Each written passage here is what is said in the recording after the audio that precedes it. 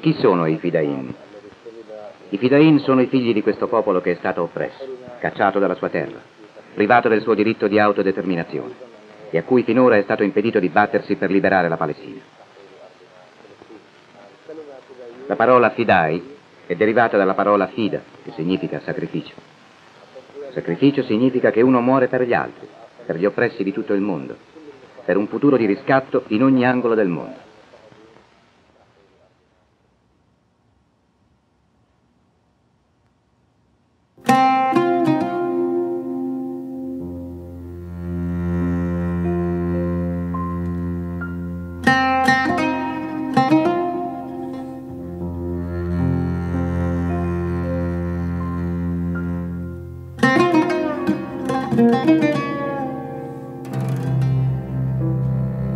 La Nakba de 1948. Elle est le vécu quotidien de tout un peuple. De ses entrailles surgissent aussi des longs cortèges des Fidaïnes et les enfants de l'Intifada. Elle est la Palestine de tous les jours. Camarade Jadis Ben Gourion, comme tous les criminels réactionnaires des années 40, disait à ceux qui l'avertissaient de la révolution palestinienne, les causes aussi vieillissent avec le temps et finissent à leur tour par mourir et disparaître. Cependant, plus de 6 décennies plus tard, la Palestine est toujours aussi vivante que résistante. La détermination des masses populaires palestiniennes est plus que jamais inébranlable, en dépit de la terreur et les atrocités de tout genre. Les prisonniers palestiniens aussi, en dépit de longues années, sont toujours là, debout face à leurs geôliers, incarnant la résistance héroïque de la Palestine et prouvant à tous les Ben Gourion que la Palestine non seulement vivra, elle vaincra certainement.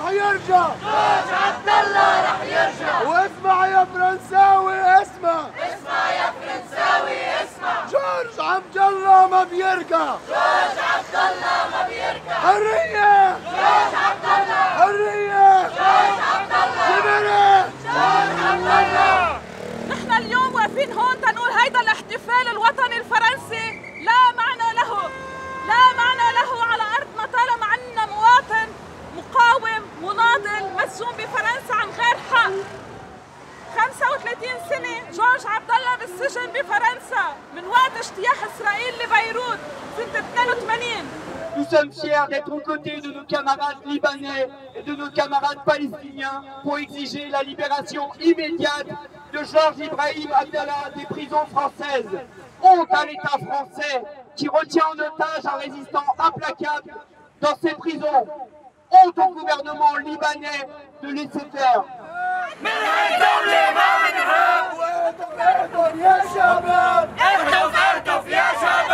Parce qu'il est un communiste arabe, parce qu'il est un pro-palestinien, pourquoi on ne va pas le libérer? C'est dans notre culture que la Palestine, si elle n'est pas libérée, nous, on ne va pas être libérés.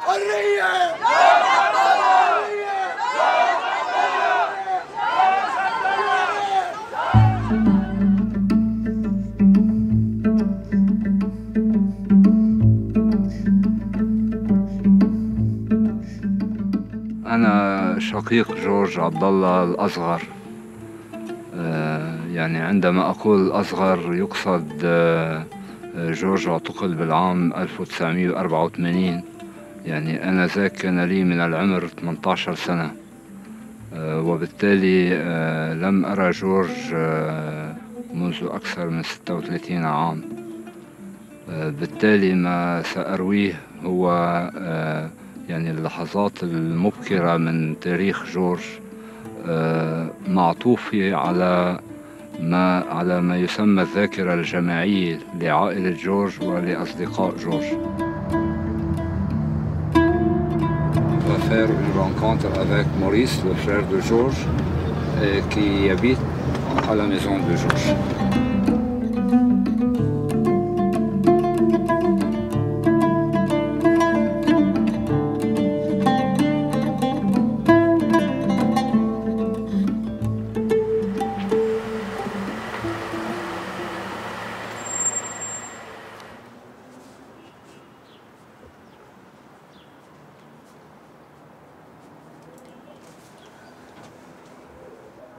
جورج مدرسة. جورج علمني القراءة والكتابة. جورج علمني القصص الصغيرة عن الضيعة، عن الالتصاق بالضيعة، عن الأرض، عن الزيتون، عن الزرع، عن العائلة. ولما كبرنا علمنا نفكر بالسياسة. جورج أولاً يعني بدأ حياته العملية مدرساً لدى وزارة التربية في منطقة نائية جداً من لبنان، في منطقة أكروم.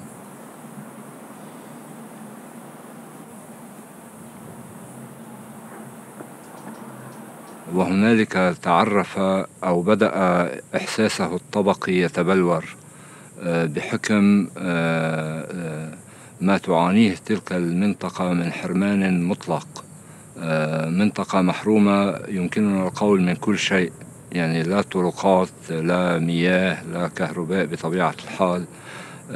حتى المدرسة بحد ذاتها كانت عبارة عن مجرد غرفتين في منزل، وبالتالي بإمكاننا القول أن يعني أول مجابهة مع حياته الوظيفية شكلت له منطلقا لبدء مساره النضالي. أخبار اليوم في تلك المرحلة يعني كان لبنان في ذروة صعوده النضالي والثقافي. في حينه كان اليسار عموما على المستوى الدولي والعربي واللبناني، أيضا على المستوى العربي كانت الحالة القومية أيضا في مرحلة صعود بفعل حضور تراث جمال عبد الناصر، وفي سياق صعود الثورة الفلسطينية، وخاصة لدى انتقالها إلى لبنان. بتلك الحقبة كنت أنا بعدني صغير، يعني كان عمري حدود 13 سنة أول ما انفتح علي على الدنيا، وبشوف جورج ورفاق جورج بيحكونا وبيحكوا مع بعضهم وبيناقشوا مع بعضهم عن مظلومية الشعب الفلسطيني.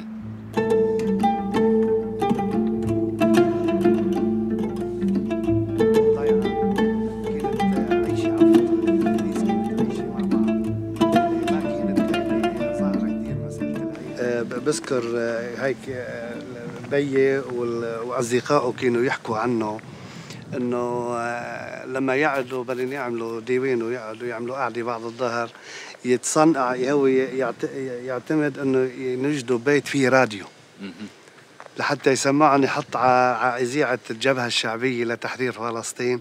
طبعا بأثناء ما كان في تلفزيون ولا كان في، والراديوات كانت معدودة يعني معدودة بكذا بيت. صح. ما كان هو يعتمد يتقصد ياخذ هيدي الناس على هيدا البيت ويحط على هيدي الإذاعة حتى انه يسمعهم انه في شيء اسمه فلسطين، في شيء اسمه اسرائيل محتله ارض محتله، يعني ينمي الحس القومي عندهم وينمي لهم انه نحن شعب عربي يعني.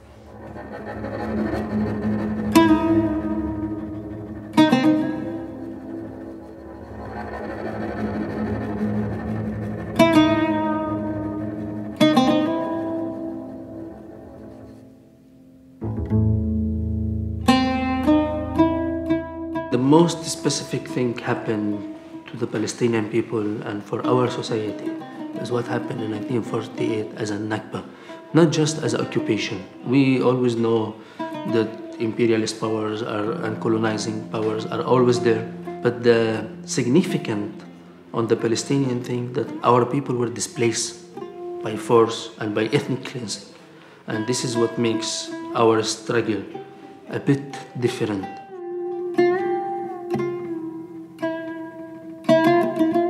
I am Mohammed. I was born in Lebanon in the refugee camp called Al Hilwe. I am originally from the north of Palestine in a village called Malaha.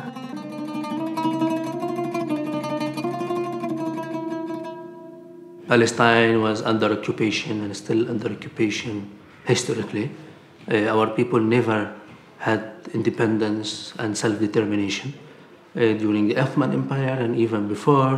After that, for the British Mandate or British colonialism. The entire region have fallen under a new colonization and colonized power, mainly the British and the French. And so the Arab world of today is the product of the Sykes-Picot agreement.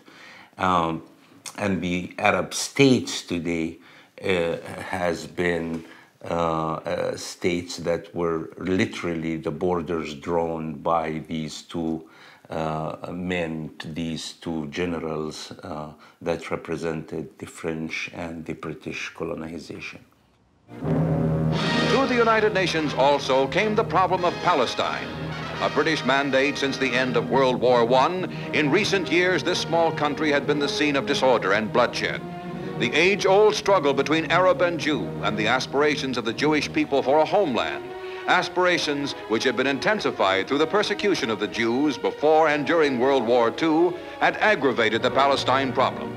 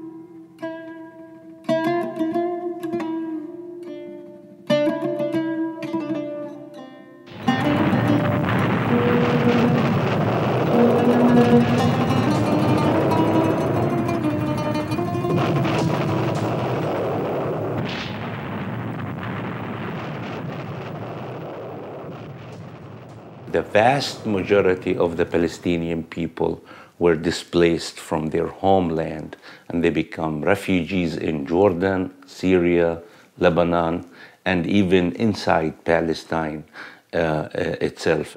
Majority went to Jordan based on the borders, because the north of Palestine has border with the three these three Arab nations. Our family, for example, and we come from a village that it's just in a border between Syria and Lebanon. So half of the family went to Syria and half of the family went to Lebanon.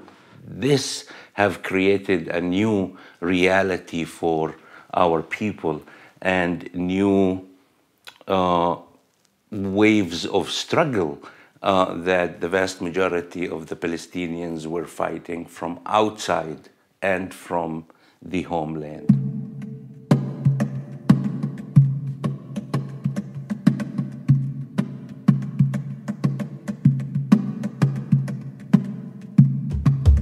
And for 20 years after that, Palestinians were living without any real organizations and mobilization. Only in the early 60s that we began to see an organized Palestinian struggle, mainly armed struggle.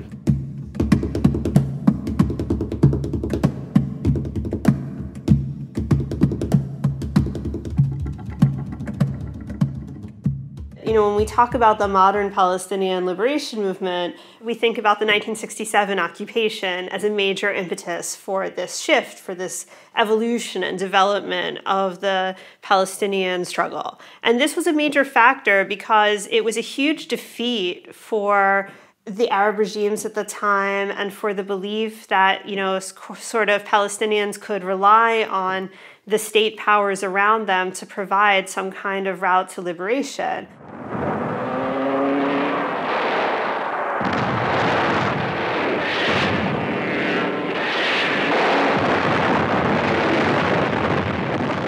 '67 was the Nakba. So the whole Arab world was feeling disappointed. And we lost the war with Israel. West Bank was occupied. Gaza was occupied. Yeah, the rest of Palestine was under Israeli control. So the general atmosphere and mood, it was down. The post-1967 occupation sort of crystallized trends that were already taking place in the Palestinian movement. And that in and of itself was the coming together of several other organizations that were already active and sort of working to organize Palestinian resistance from Jordan and on the borders to fight against the Israeli occupation. And when I say the Israeli occupation, I don't just mean the occupation of the West Bank and Gaza and Jerusalem, but the entire occupation of Palestine that had been taking place since 1948, remembering, of course, that the founding of these groups came from Palestinians who were themselves exiles and refugees fighting to return to all of their homeland, historic Palestine, from the river to the sea.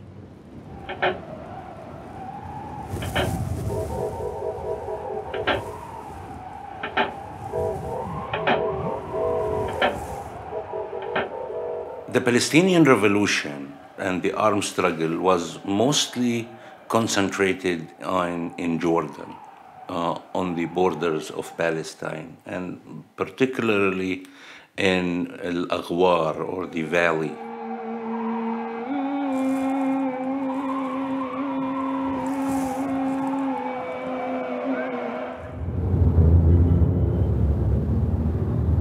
Amman, capitale du royaume de Jordanie. En Palestine, le drame est celui d'une seule terre pour deux peuples. En Jordanie, le problème est celui de deux armées pour un seul territoire.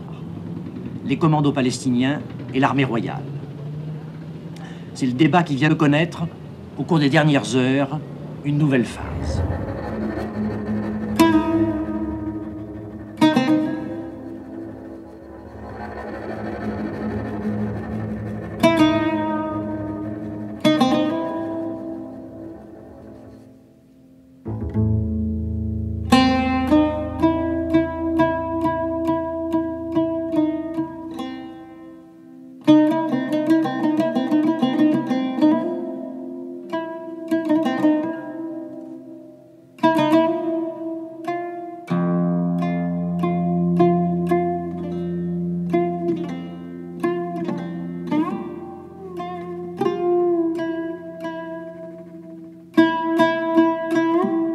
After the clashes with the Jordanian regime, the result was the removal of the Palestinian camps, military camps from Jordan to Lebanon.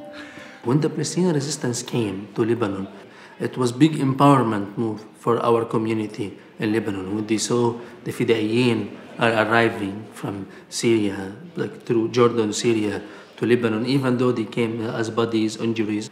In this time, there was a Cairo agreement. This agreement gave a big space for the Palestinian resistance in Lebanon and start developing very quickly, because also you have the Lebanese resistance camp inside Lebanon.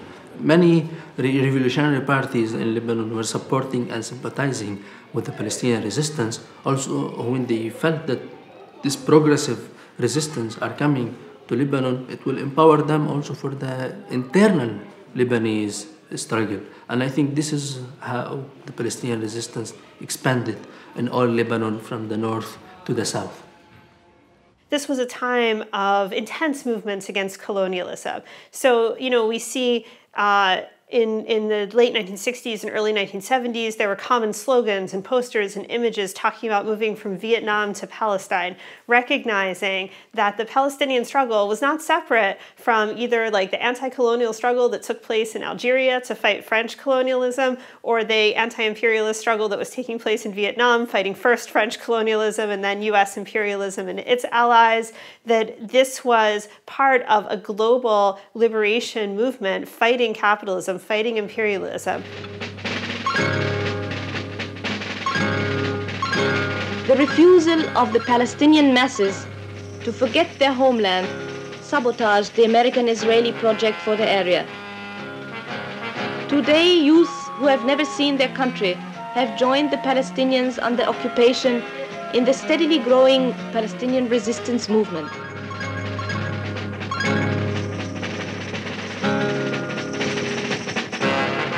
The PLO is the sole representative of all the Palestinian people in occupied Palestine and in exile. It is a social, political, and military reality. It is all the Palestinian people united in their common national cause.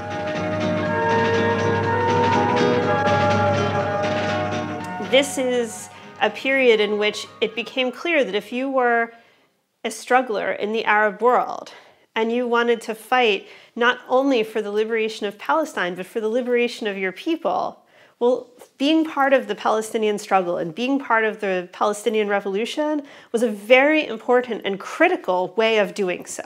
And we had hundreds of youth and hundreds of people coming to Lebanon to join the Palestinian revolution, because many Arabs found that this is the way to liberate even their own country, is by liberating Palestine as the cause of the Arab people. So for George to join the Palestinian struggle and to defend Lebanon was a very natural thing to do. It was the natural thing to do.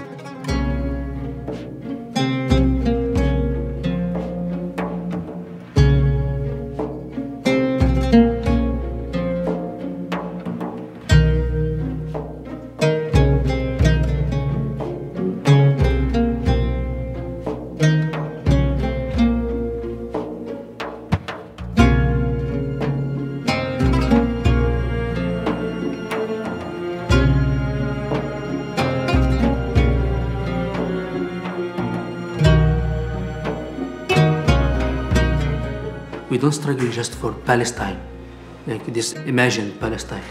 Palestine means for us rights.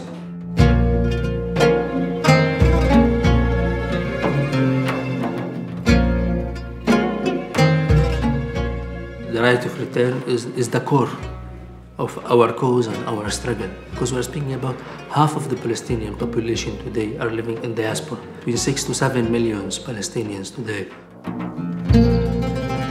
In our context, when we are displaced people, the camp is representing the most poor class within the Palestinian society.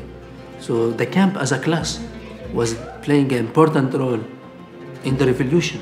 So the people of the camp was leaders of their struggle.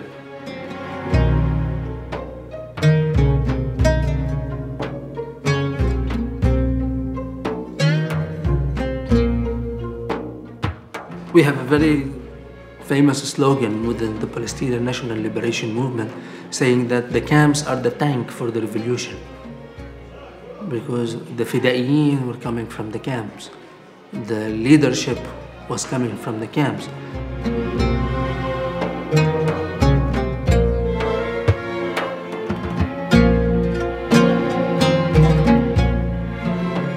From the birth of the modern Palestinian resistance and until 82, who built this resistance? It was the people of the camps who conducted the armed operations. The people of the camps, they are the one who give blood and money. The Palestinian resistance used to go to the camp to fundraise, not to the bourgeoisie.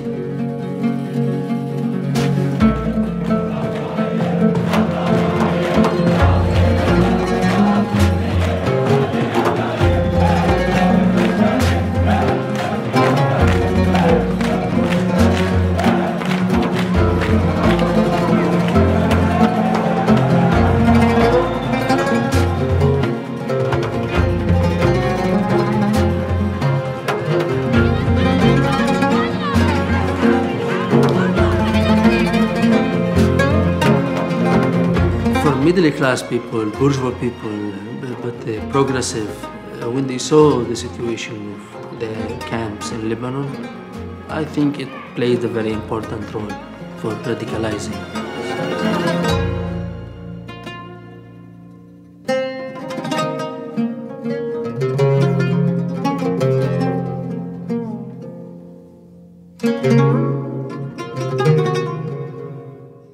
For George Abdullah, seeing the reality of the Palestinian people in Lebanon, it was confrontation with the reality.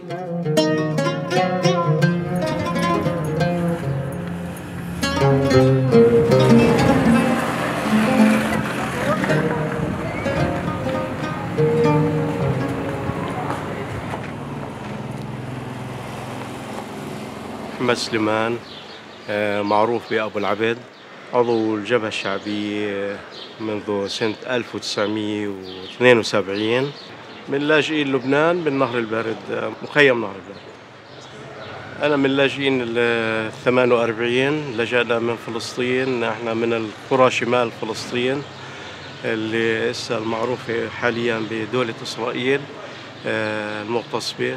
لجأنا على لبنان، طبعا أنا من مواليد لبنان، لجأ آبائنا وأجدادنا وسكننا بالمخيمات.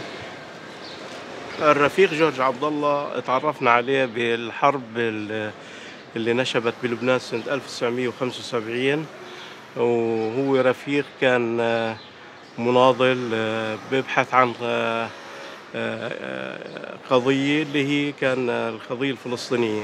جورج عبد الله عاش بالمخيم على الظروف الصعبة بالمخيم، عاش معنا علما انه هو كان من الناس اللي ممكن يعيشوا حياة رفاهية، حياة كثير مريحة، إلا أنه فضل نتيجة قناعاته يعيش الأزمة والمأساة الفلسطينية تحديداً، وما كنا نميزه، وكان يشارك تكلفوا الجبهة الشعبية بقضايا عمل مشترك مع الفصائل الأخرى، وكان يمثل الجبهة الشعبية داخل المخيم وكأنه عضو فلسطيني من هالبيئة تماماً.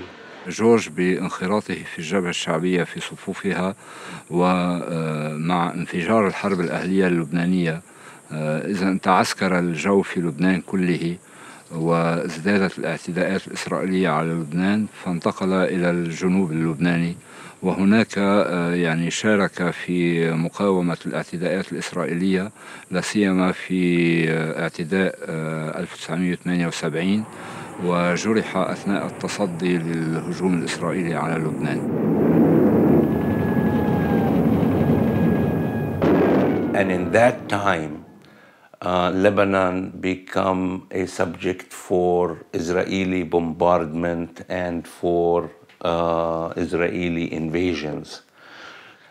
George Abdullah understood from the beginning that this fight for Palestine is really a fight for Lebanon as well, and it is a fight for the Arab people in general. Shia, quartier populaire du sud de Beyrouth, quartier meurtri que les tirs et les bombardements phalangistes arrosent jours et nuits. Shia coupe la route à l'offensive Kataeb et protège les camps palestiniens de la banlieue de Beyrouth.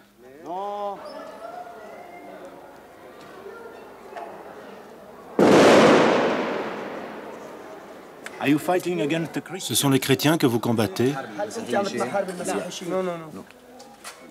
Non, on ne se bat pas contre les chrétiens.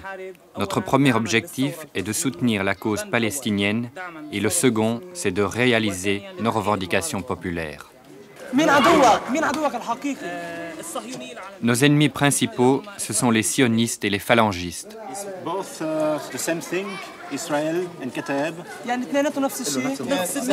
La ligne politique de ces deux ennemis est identique.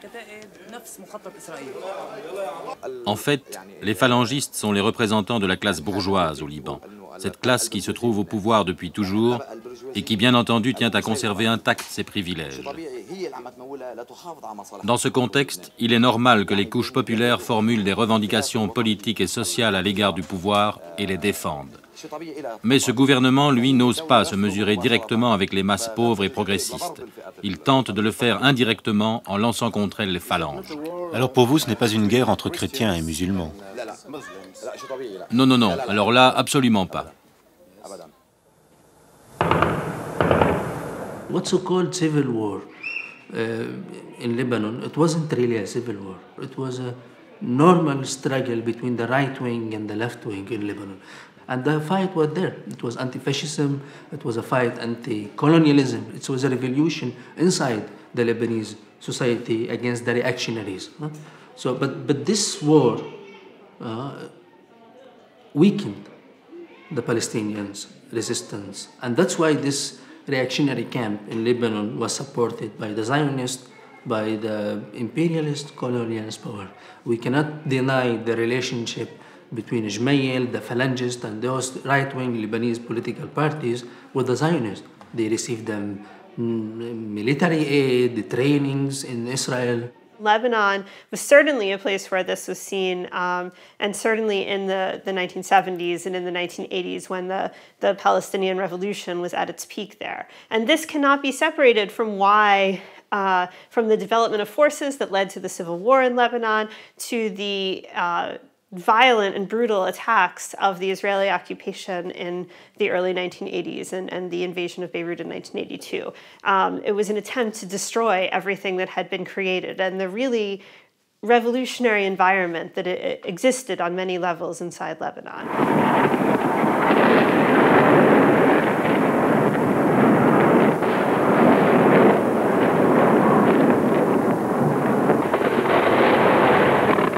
On Friday, the 4th of June in 1982, the sky opened up with a rain of fire, iron and death when about 60 US-made Israeli bomber planes raided West Beirut, dropping their mortal charge first on the stadium and then on the nearby overpopulated camps of Fakani, Shatila, Sabra and Burj al-Barajne. This was the beginning of Israel's savage war of siege against the Palestinian and Lebanese people, killing and mutilating over 100,000 civilians. The Phantom, F-15 and F-16 bombers left thousands of dead and razed the camps in South Beirut from the ground. 10,000s of Lebanese and Palestinian families found themselves without homes, without their belongings, without food, without shelter.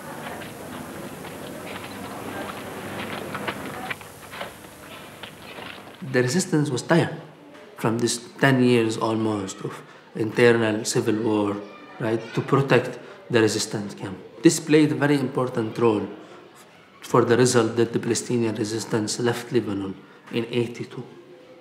This created a very special relation inside the Palestinian society. So how the people of the camps felt after the resistance left. Fin août, les Fedayines quittent le Liban par vagues successives, 10 000, beaucoup plus que prévu. Destination Tunis ou Damas. On voyage par mer ou par terre. ça représente pour vous le départ? شو بيمثل بالنسبة لك ذهاب الفلسطينيين؟ ذهابهم بداية الثورة مش نهايتها. إن شاء الله على كل بلد بيروحوا بيعملوا الثورة إن شاء الله. 10 jours d'adieu frénétique à Beyrouth, dernier sanctuaire de la résistance palestinienne. Ces quartiers, les Fédaïnes les ont disputés avec courage pendant 2 mois aux Israéliens. Ils y abandonnent leur famille, la peur au ventre. Ils ignorent que l'armée israélienne occupera tout dans quelques jours et que le sang des civils coulera.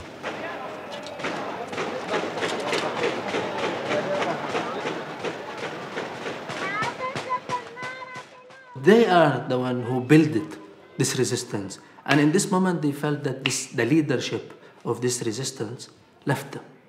And they felt that they are alone. So, and this was a very big, painful shock for the people of the Palestinian people in Lebanon. After this, few months later, Sabra and Shatila happened. As a result, so it confirmed to our people that you are alone.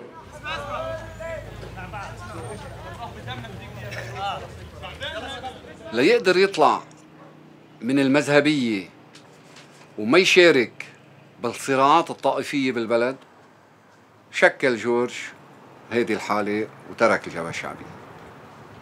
أمام هذا الواقع المقفل على ما يبدو أن جورج قرر أن ينقل المعركة من الداخل اللبناني إلى عواصم الإمبريالية الأمريكية والفرنسية والأوروبية وإلى آخره.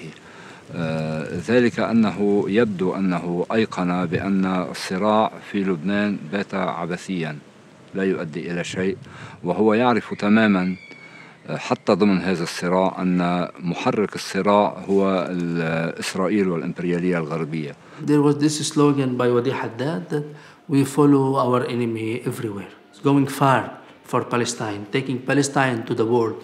It was very significant and this played a very important role for taking the cause of Palestine to the international community.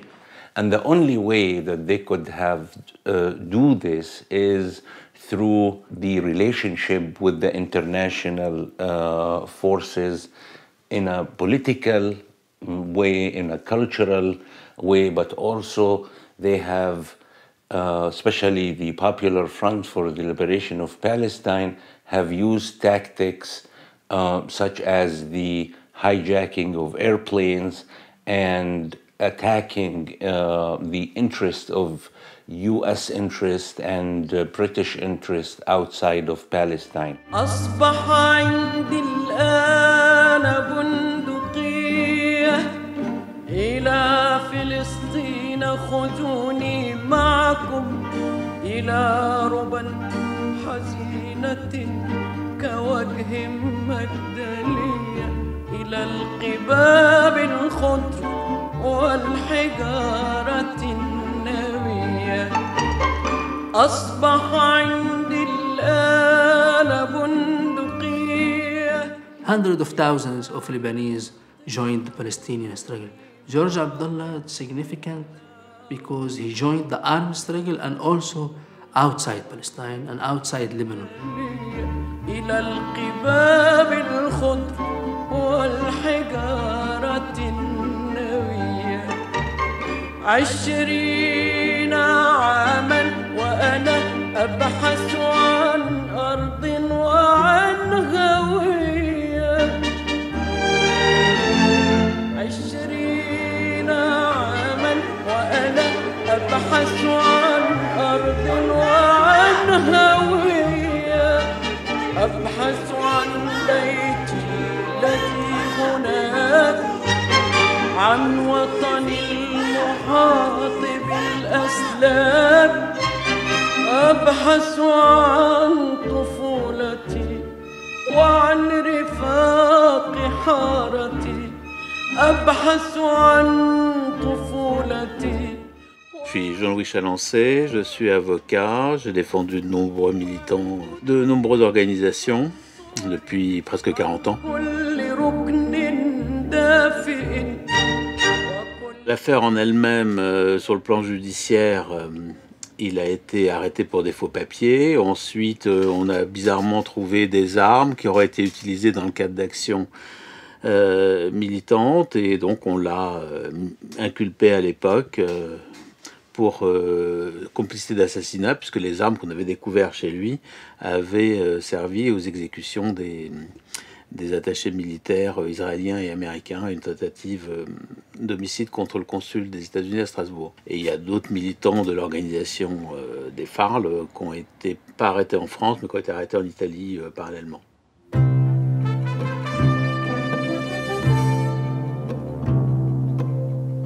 Bonsoir. Pour la première fois, un diplomate israélien a été tué en France. Vers 12h40, une femme qui a réussi à prendre la fuite a tiré sur M. Barsimantov plusieurs balles de calibre 7,65, le blessant mortellement. Selon plusieurs témoignages, cette femme aurait agi seule et aurait tiré alors que le diplomate quittait son domicile parisien. On ignore pour l'instant les raisons de cet attentat, jusqu'à présent non revendiqué. On est au début des années 80.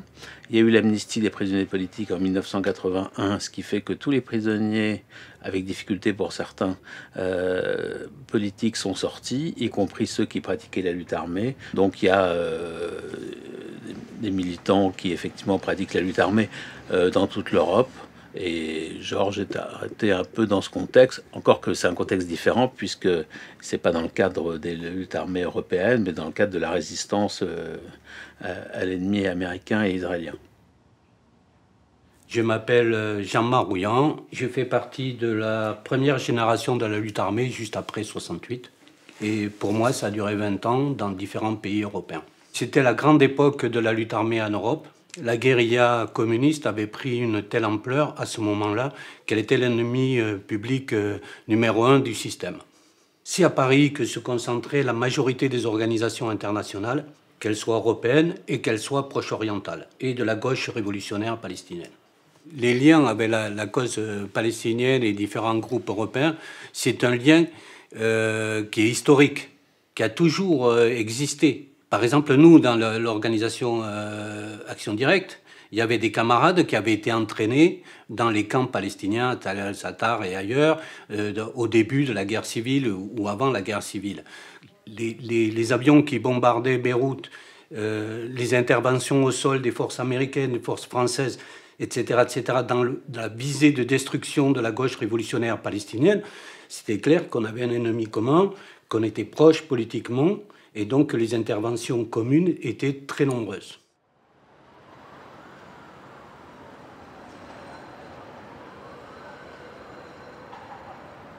Si je suis ici, c'est en tant qu'ancien membre d'une organisation révolutionnaire, une organisation de guérilla urbaine en Belgique, aujourd'hui disparue, les cellules communistes combattantes. Au début des années 80, c'est le début de ce qu'on va appeler le néolibéralisme, donc des grandes offensives contre les acquis sociaux, les ruptures avec les politiques keynésiennes, les vagues de licenciements, les attaques contre les syndicats, ça du côté du monde du travail. Et puis une volonté pour l'impérialisme de revenir sur la période précédente qui avait été une période de lutte de libération nationale et de reprendre du terrain, de réassurer sa domination.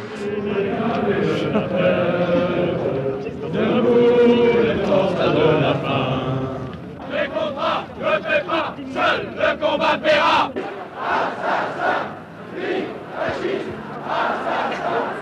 On était bien informés de ce qui se passait en Palestine et au Liban. Plusieurs camarades de la gauche révolutionnaire ont d'ailleurs été là-bas. Plusieurs ont combattu, notamment en 82 à Beyrouth. La question palestinienne a une qualité particulière, a une qualité vraiment fondamentale, c'est que la gauche palestinienne a porté la guerre en Europe et dans les centres impérialistes. En faisant en partie de l'Europe un terrain de la guerre révolutionnaire, la gauche palestinienne a placé la gauche révolutionnaire européenne face à ses responsabilités, a obligé à nous, révolutionnaires européens, nous interroger à c'est quoi vivre et lutter dans un pays impérialiste. Les fractions armées révolutionnaires libanaises sont en partie démantelées. Quelques-uns des membres de cette organisation terroriste qui a revendiqué plusieurs attentats meurtriers contre des intérêts israéliens et américains, quelques-uns de ces membres ont été arrêtés au cours des derniers mois en Italie et aussi en France. Une information révélée par notre confrère L'Express. Hervé Bosini. Dans cette prison lyonnaise, celui que d'habitude on n'arrête jamais, un chef important du terrorisme international, selon la DST, le contre-espionnage français. Son nom, Abdallah Ibrahim. Ce sont les policiers italiens qui ont permis cette... Il a donc été arrêté en 1984 à Lyon pour détention de faux papiers, ce qui n'est pas... C'est 2 mois, 3 mois, 4 mois de prison, enfin ça va jamais très loin, des faux papiers. Surtout qu'à l'époque, il faut bien savoir que les peines étaient beaucoup moins fortes qu'aujourd'hui. Il n'y avait pas encore les textes antiterroristes, il y avait des textes de droit commun assez classiques. Nous, on pensait au début que ce n'était qu'un passage en prison. On avait connu déjà des leaders palestiniens qui restaient de 2 mois, 3 mois, 4 mois. Et on pensait qu'avec Georges, ça ferait le même, parce que les autorités françaises ne voulaient pas rentrer en conflit direct avec les organisations palestiniennes. Et ensuite, comme je l'ai indiqué, il y a cette découverte un peu particulière d'armes à un domicile qu'il louait, et d'armes qui ont été utilisées par des militants pour des exécutions politiques. On a cru que ça allait mieux se passer que ça s'est passé.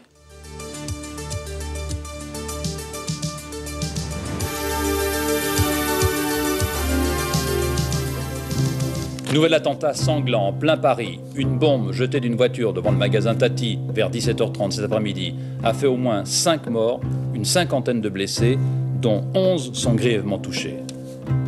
Oui, écoutez, ce que je peux vous dire, c'est que sur place, nous avons vécu l'horreur. Nous sommes arrivés quelques minutes seulement après que la bombe ait éclaté. J'ai vu personnellement plusieurs personnes très gravement blessées évacuées. C'était absolument terrible. Alors, l'attentat de la rue de Rennes, c'est Tati, donc c'est la bombe qui tue les gens qui passent. C'est une espèce d'abomination comme le RER, des choses comme ça.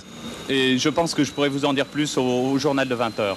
Merci. Le collectif qui a revendiqué, le comité, les attentats de la rue de Rennes, a demandé entre autres la libération de Georges. Mais il demandait la libération d'autres militants plus proches de l'Iran, qui n'avaient quand même pas grand-chose à voir avec Georges.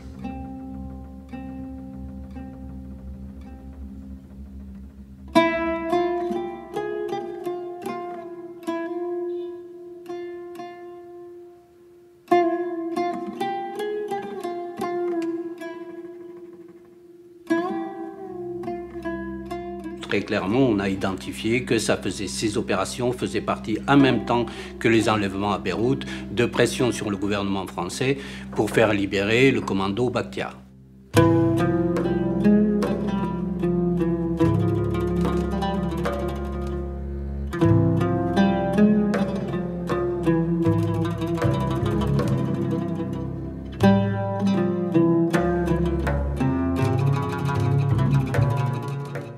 Georges sert, par rapport aux actions du CSPPA, sert de bouc émissaire.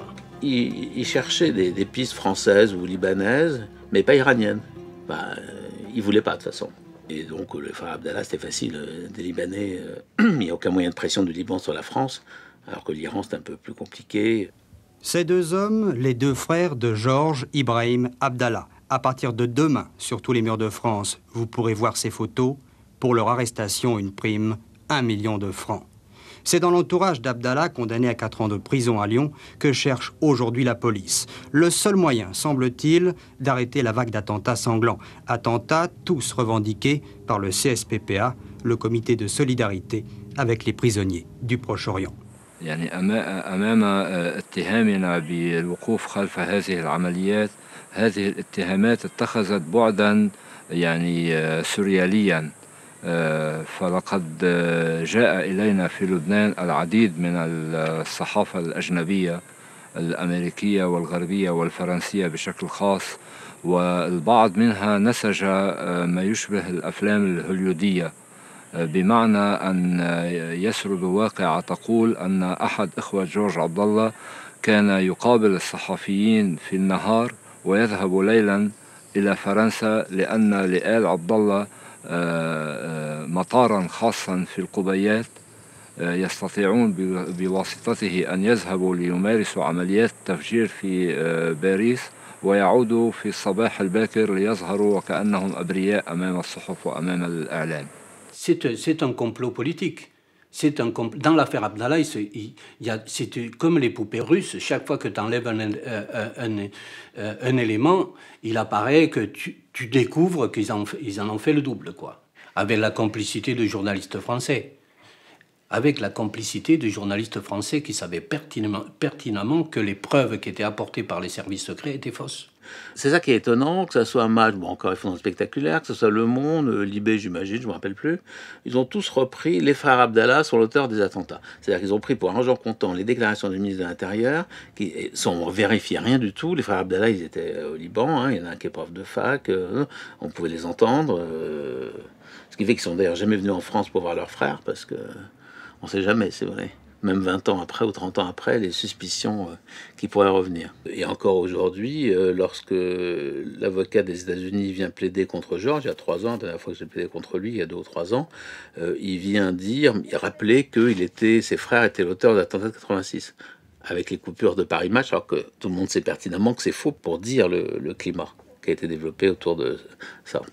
السلطات الفرنسية التي تعلم جيدا أن كل اتهاماتها كاذبة وباطلة بدا في نهاية الأمر أنها مقدمة لمحاكمة جورج بشكل تعسفي ولتبرير هذا الحكم غير المستند إلى وقائع قانونية لتبريره أمام الرأي العام الفرنسي الذي كان مشحونا بحر الدماء أو كمية القتلى والجرحى في الشوارع الفرنسية. ما هو مثير أيضا أن يحضر في خلال المحاكمة الطرف الأمريكي بوصفه شريكا في الادعاء. جورج في مطالعته السياسية النضالية المطولة عرض لما قام به الغرب من اعتداءات على كل العالم الثالث والعالم العربي وعلى فلسطين. Je pense que les États-Unis ont fait pression immédiatement dans la mesure où c'était des diplomates, même si c'était agents de la CIA américains qui étaient en cause. Il y a un contexte également du fait qu'il est arabe, même s'il est d'origine chrétienne et qu'il est marxiste, pour les gouvernements de droite ou de gauche, il est terroriste arabe, en gros. Pistolet, mitrailleur à la hanche, des chiens, on cherche des explosifs, tension au quai des Orfèvres, on attend l'arrivée de Georges Ibrahim Abdallah. Pour ouvrir et fermer le convoi à l'élite de la police, les GIGN et les hommes du raid, Abdallah est là, dans ce car bleu.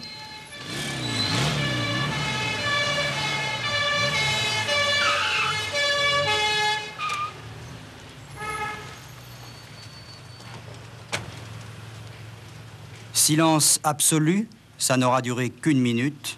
Les portes se referment. Dans quelques instants, le procès Abdallah pourra commencer.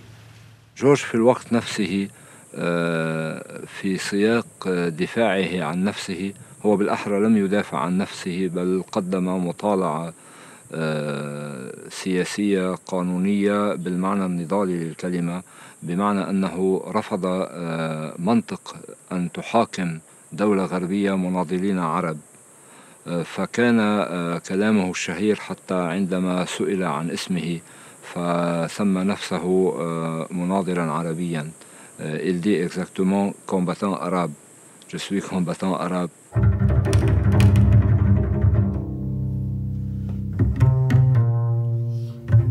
Qu'un combattant arabe soit jugé par une cour spéciale en Occident, rien de plus normal.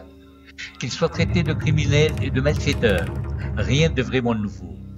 Mais que le criminel yankee, bourreau de tous les déshérités de la terre, soit en plus le représentant des prétendues victimes devant vous, il y a bien de quoi alors s'abstenir de tout commentaire sur la nature de votre coup, ainsi que sur la tâche qui lui est assignée. وخصص بالذكر كمية الشهداء الكبيرة التي سقطت في لبنان وفي بيروت بشكل خاص خلال الاعتداء الصهيوني على لبنان، والتي فاقت آنذاك 25 ألف قتيل. وبالتالي هو يعني شكلت المحاكمة بالنسبة إليه شكل آخر لمحاكمة السياسات الغربية والداعمة لإسرائيل في عدوانها على شعوبنا وعلى فلسطين وعلى لبنان بالتحديد في تلك الآونة. Bien sûr, des esprits tolérants et démocrates ont bien de quoi s'indigner devant la montée du fanatisme et du terrorisme international. Ils n'oublient jamais d'afficher leur solidarité humanitaire avec la résistance contre l'occupant, à la seule condition que les victimes obéissent aux lois des bourreaux, à savoir que la guerre ne devra jamais plus dépasser les régions des périphéries et ne devra plus jamais perturber leur criminalité. La peine qui a été prononcée à l'encontre de Georges, et même le fait qu'il était inculpé de complicité d'assassinat simplement parce qu'il était porteur d'armes, mais qu'il n'y a aucun élément disant qu'il était présent lors des exécutions en cause. Rien. Simplement l'arme. Donc il aurait pu tout à fait être poursuivi pour détention d'armes, avec une peine forcément maximale de 5 ans ou 6 ans de prison. Je me retire de la salle d'audience de cette cour, vous laissant le plaisir d'écouter le représentant du bourreau et sa défense vomir leur haine contre les déshérités de la terre. Le procureur avait demandé, je ne sais plus, c'est 7 ou 10 ans de mémoire, et ils lui ont mis perpétuité.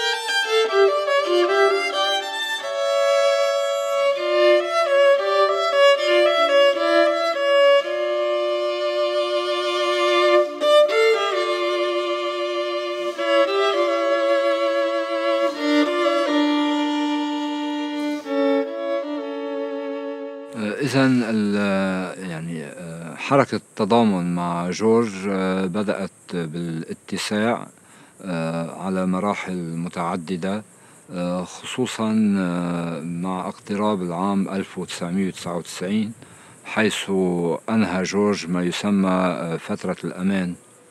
On peut demander sa libération conditionnelle après l'expiration d'une peine de sûreté pour les gens pour qui la peine est assortie, comme maintenant. Et pour Georges, qui est l'ancien régime, je dirais, c'était 15 ans. Donc il formule une demande, il en a fait 8 principales, on va dire, parce que bon, il y a un peu de confusion parce qu'il y a les appels, donc on va dire 8 principales depuis 1999. Donc à partir du moment où la demande de libération a pu être faite, là on a commencé effectivement à voir les militants, et puis l'environnement international s'occupait un peu de Georges et estimait qu'il y avait un militant révolutionnaire détenu en France.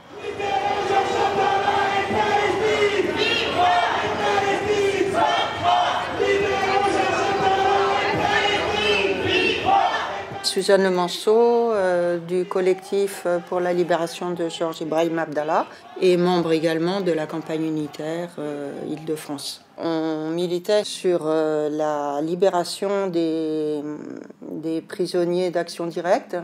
Et il se trouve que Jean-Marc Rouillant était dans la même prison que Georges Abdallah. Il n'y avait pas de visite de militants de chez nous, et voilà, on a commencé à monter un collectif, à aller le visiter, à lui écrire d'abord, et surtout à construire, à essayer de construire des liens avec d'autres organisations politiques, de façon à répandre une volonté de le soutenir et d'établir une solidarité, de construire une solidarité autour de lui. وبالوقت ذاته كان جورج قد تقدم بعدة طلبات للإفراج المشروط، ودائما كان يأتي الجواب ببعده السياسي بسؤال جورج عن موقفه من المقاومة بسؤال جورج عما سيفعل في حال قامت القوات الإسرائيلية باجتياح لبنان مرة أخرى. بطبيعة الحال كان لجورج الجواب نفسه في كل مرة، والمقصود أنه إذا حدث وجرى اعتداء على لبنان فسأقوم بتصرف حكومة بلادي وبتصرف شعبي، وسأتصرف بوصفي كأي فرد بمجتمع يتعرض بلده للاعتداء. Les décisions judiciaires ont été dans une phase récessive dans la mesure où ils ont motivé leur refus par refus de repentir, ne pas indemniser les victimes. On est revenu à l'ancien temps en quelque sorte. Donc ça c'est vraiment l'argument, le dernier argument quand on ne veut pas libérer un prisonnier politique, si on dit mais il n'y a pas de repentir. Ce qui importe vraiment prioritairement pour un prisonnier révolutionnaire, c'est de continuer à être un sujet révolutionnaire, continuer à pouvoir contribuer à la lutte, au développement de la lutte. Alors ça peut se faire de diverses manières, simplement avec des contacts par des correspondances, ça peut se faire par des recherches théoriques, ça peut se faire en valorisant l'expérience qu'il a eue, même en faisant un bilan critique et autocritique de son expérience. Mais ça, c'est vraiment central.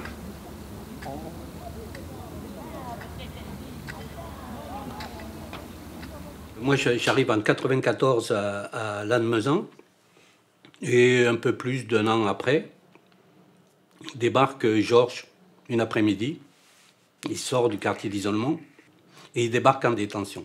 Et à Lannemezan, il y avait un tout petit rapport de force, ce qui fait que tous les prisonniers politiques de la gauche révolutionnaire, du Pays Basque, on était tous au même étage, au deuxième sud, où il est toujours là actuellement, au deuxième sud du bâtiment.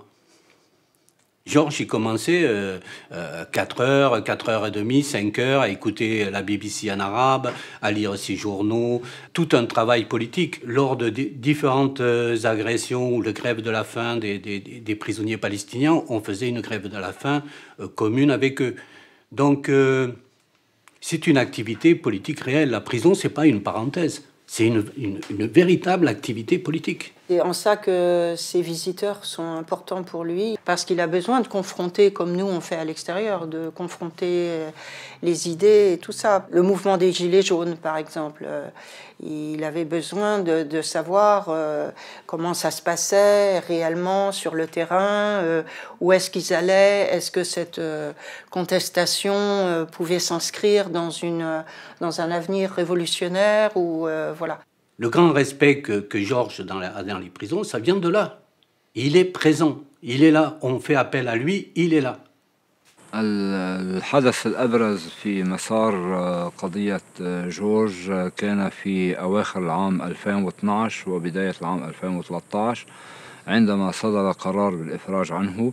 Lorsqu'on est condamné à perpétuité, on peut formuler une demande de libération conditionnelle, et si on est étranger et qu'on est interdit du territoire, expulsé ou avec une demande d'extradition, on est dispensé évidemment de cette peine un an, puisqu'on peut retourner dans son pays immédiatement. En décembre 2012, je crois, le tribunal d'application des peines a énoncé une libération, a prononcé une libération, et elle était assujettie à une expulsion qui devait être signée par le ministre de l'Intérieur, qui était Emmanuel Valls à l'époque. تاريخ 14 جانفييه 14 كانون الثاني، حيث فوجئنا بقدر كبير، وخاصة الآخرون الذين كانوا يتهيئون لاستقبال جورج، وكان استقبالا كبيرا يبدأ من المطار حيث فتح صالون الشرف لجورج.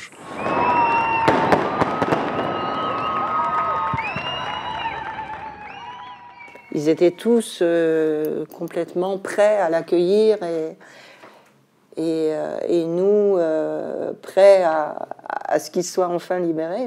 Et à chaque fois, ce jugement a été reporté en attente de cette expulsion.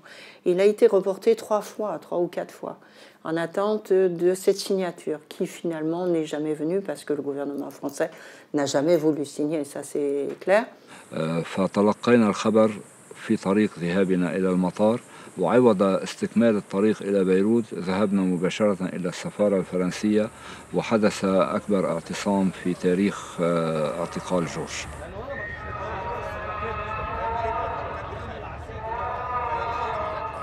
لاحقا علمنا من خلال وثائق ويكيليكس أن امتناع السلطات الفرنسية عن تنفيذ الحكمين القضائيين بالإفراج عن جورج كان بناء على رسالة بعثت بها وزيرة الخارجية الأمريكية آنذاك هيلاري كلينتون إلى مثيلها في فرنسا. This case isn't just a French case, it's also a US case and it's also an Israeli case. We see every single time that there's a legal process for George to win his freedom. There's direct involvement from every US Secretary of State, from Condoleezza Rice to Hillary Clinton, to take action to actually actively block this release. And of course, this is something the French government is happy to go along with and work together to pursue. Please. Do you have any reaction on France releasing George Ibrahim Abdallah? Obviously, we are concerned about this release. We don't think he should be released, and we are continuing our consultations with the French government about it. Would you take we have serious concerns that he could return to the battlefield, etc. Please. Dans une des demandes de libération conditionnelle, puisqu'on demande chaque fois l'avis au service de police concerné, enfin sécurité intérieure, il avait été dit, mais le danger, c'est si il rentre au Liban, il sera accueilli comme un héros national, et c'est très mauvais pour les intérêts de la France et l'équilibre régional et autres. Ben, je suppose que le gouvernement français a ses raisons. On a souvent dit entre nous qu'il obéissait au diktat états-unien, etc. On est certain à penser que c'est pas qu'il obéit, c'est qu'il fait partie de toute cette clique d'impérialistes. La France joue ses intérêts aussi dans la région, et voilà. The imprisonment of George Abdallah is not separate from the French position on Palestine overall and the relationship of France to the Palestinian struggle for liberation. This part of the world has been such a focus of imperialism for many reasons, both from its geographic location to the, of course, immense amount of oil resources that are contained in the Arab world. And France is not an innocent bystander, but an active participant in what's happening today in Palestine and the imprisonment of George Abdallah.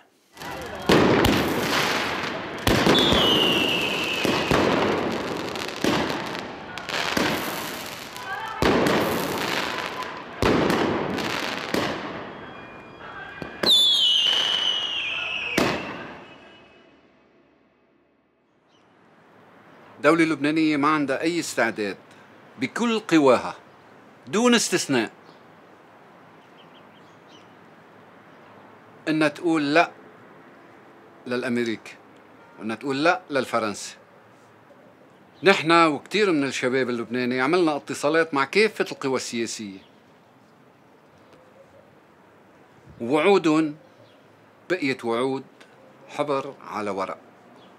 Honestly, if we're going to be honest about the Lebanese government's role, it's been complicit to date in George's imprisonment. And what we're seeing is that the Lebanese government is actually beginning to take a stand. But it's going to be up to us to push the Lebanese government to really end its complicity and take meaningful, direct action steps to demand George's release and put political pressure on France, on the United States, to make this happen. إذن اتساع الحملة الوطنية في لبنان بدأت تأخذ أبعادا جيدة وبدأت أصبحت على اتصال مع مختلف المجموعات المطالبة بتحرير جورج عبد الله، المجموعات المنتشرة في بلدان عدة، في فلسطين المحتلة، في تونس، في الأردن، في الأرجنتين حتى، وبشكل خاص في فرنسا. وأصبحنا باتجاه القيام بأنشطة متزامنة، وذلك يعزز من نشر قضية جورج عبد الله وبالتالي يقرب الإفراج عنه. the movement is beginning to have a real impact. And the level of pressure that this movement is beginning to put on the Lebanese government, on the French government, is growing. Bonsoir à toutes et à tous. Je suis fils de terroriste puisque mes parents étaient dans la résistance juive au nazisme. Ma famille maternelle a été exterminée. Mon père a été dans le groupe Manouchian et déporté à Buchenwald. Et si vous avez vu l'affiche rouge qui a été rendue célèbre, des résistants, non des terroristes. Voilà, je suis fier d'être fils de terroriste et je défends aujourd'hui les terroristes qui résistent au terrorisme israélien. Il serait d'abord faux d'utiliser le terme de l'ennemi qui est le terme de conflit. Il ne s'agit pas d'un conflit, c'est complètement asymétrique. Il s'agit d'une guerre contre le peuple palestinien qui a commencé il y a plus d'un siècle, une guerre coloniale, une guerre de négation, un sociocide, une destruction patiente de la société palestinienne. On dit parfois que Israël-Palestine, c'est compliqué. Non. Il y a un occupant et un occupé. Il y a un crime fondateur qui a été un nettoyage ethnique prémédité en 1948-49 de la grande majorité des Palestiniens. Il a été accompagné d'un très grand nombre de crimes de guerre et de crimes contre l'humanité.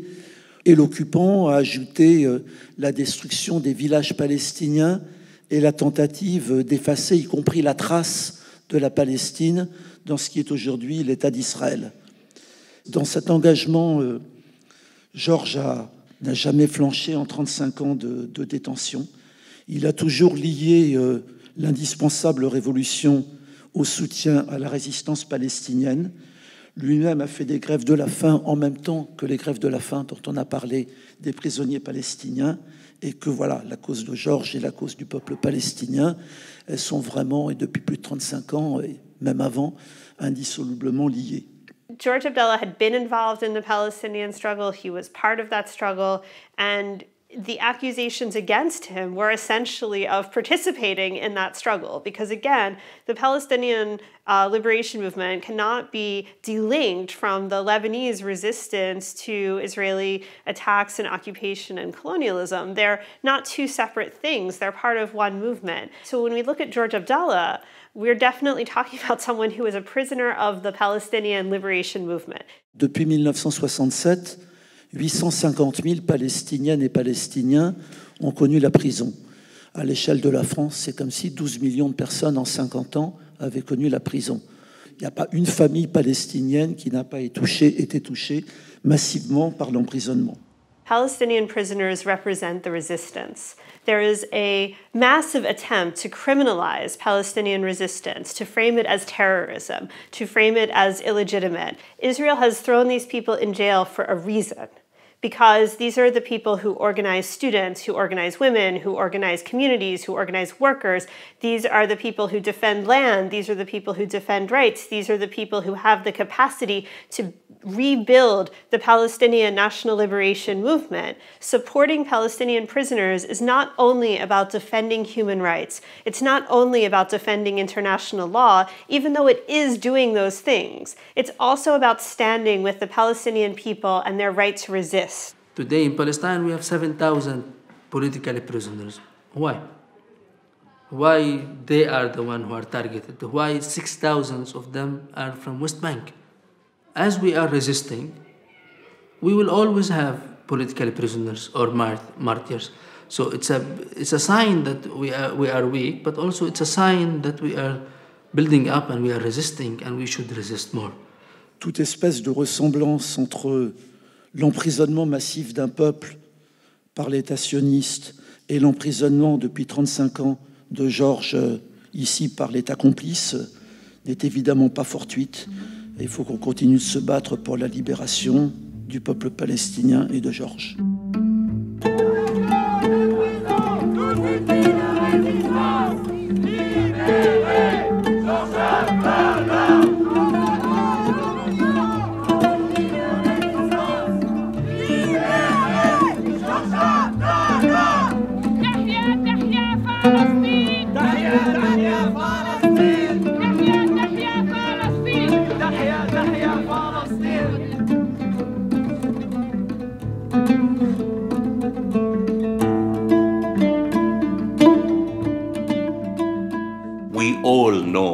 that George Ibrahim Abdallah, if he sell his principles, he could have been in Lebanon long time ago. The fact that he's in prison is because he's still upholding these principles and still an integral part of the struggle against occupation and against imperialism.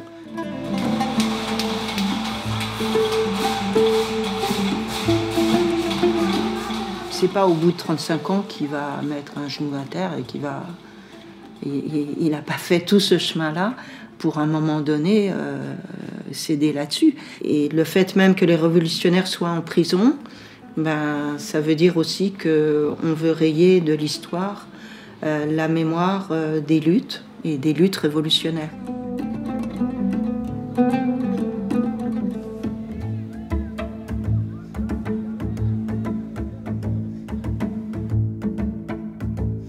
Il y a encore beaucoup à faire pour amorcer une issue favorable.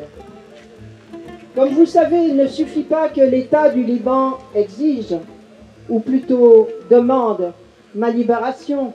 Il faut encore que le rapport de force réellement existant puisse faire comprendre aux représentants de l'impérialisme français que mon incarcération commence à peser réellement plus lourd que les possibles menaces inhérentes à ma libération. C'est seulement dans ce cas que l'ordre de mon expulsion vers le Liban ne trouvera plus alors d'opposition. C'est pourquoi, chers amis et camarades, la solidarité la plus appropriée que l'on peut apporter à tout protagoniste révolutionnaire incarcéré, c'est celle que l'on développe toujours plus sur le terrain de la lutte contre le système d'exploitation et de domination. Ensemble, camarades, et ce n'est qu'ensemble que nous vaincrons. À vous tous, camarades et amis, mes plus chaleureuses salutations révolutionnaires. Votre camarade Georges Abdallah.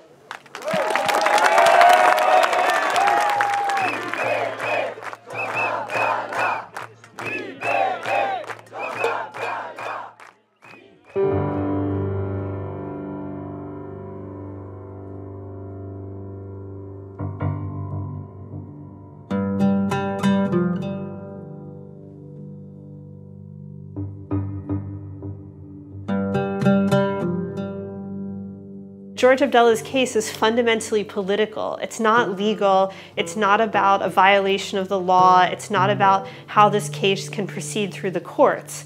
It's taking place because of the very nature of Israeli colonialism, apartheid, and occupation.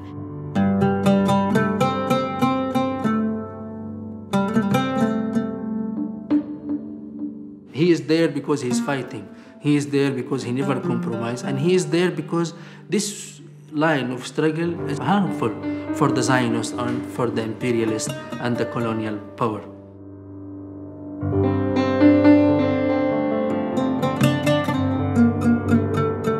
They have failed to break what George Abdallah represents in terms of the struggle and the Palestinian people's struggle.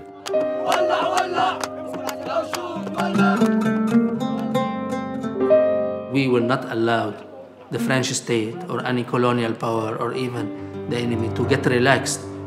We don't forget our prisoners. We don't leave them behind bars without doing anything. So I do believe that Palestinians, everywhere they exist, they resist.